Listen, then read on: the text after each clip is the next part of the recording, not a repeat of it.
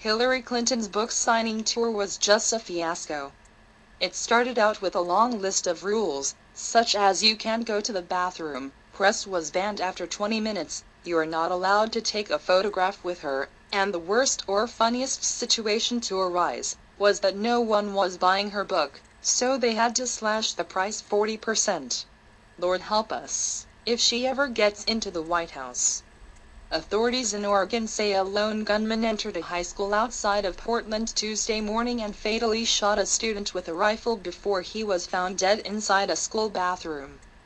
The victim was a male student and the shooter was a teenage male, but it is not known whether the gunman was a student at the school.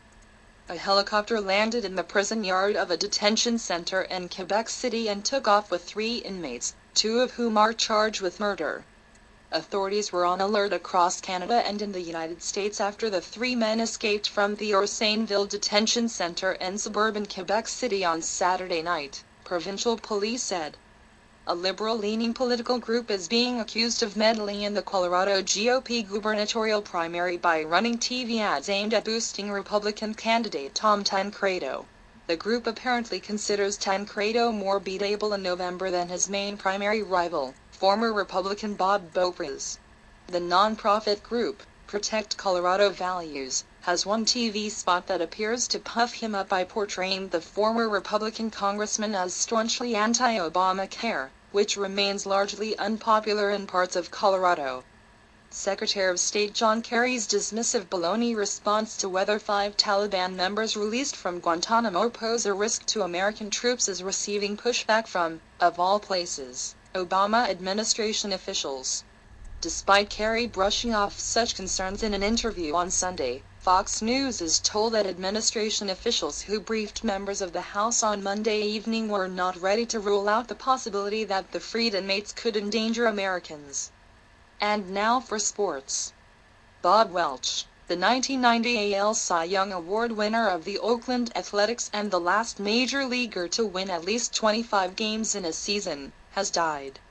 He was 57. He died Monday night in Seal Beach, California, of unknown causes, the team said Tuesday.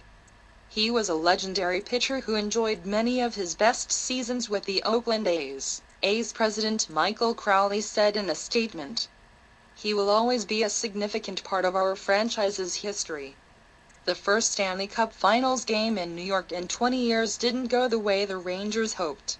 Backed by a 32-save shutout from Jonathan Quick, the Los Angeles Kings took a 3-0 win in Game 3 and are now just one victory away from their second Cup championship in 3 years.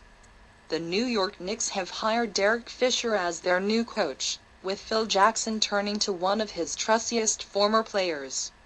Just days after finishing his 18th season, Fisher was hired Tuesday to replace Mike Woodson, who Jackson fired after the season in his first major move as team president.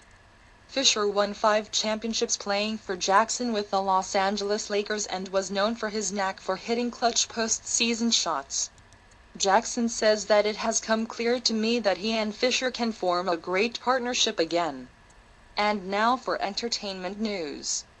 Paul McCartney is rescheduling U.S. tour dates as he continues to recover from a virus he received treatment for last month. McCartney, who turns 72 next week, says he's taking his doctor's advice and will take more time to rest. Last month he cancelled his Out There Japan Tour 2014 because of his illness. Tracy Morgan's mother was turned away at the hospital when she first went to visit her critically injured son. Alicia Warden said no one called her about her son, she heard about it on TV. She says she went to visit Tracy in the hospital on Saturday, but was turned away by hospital security and Tracy's fiancée, Megan Wallover. Warden believes Tracy's fiancé has a thing against her.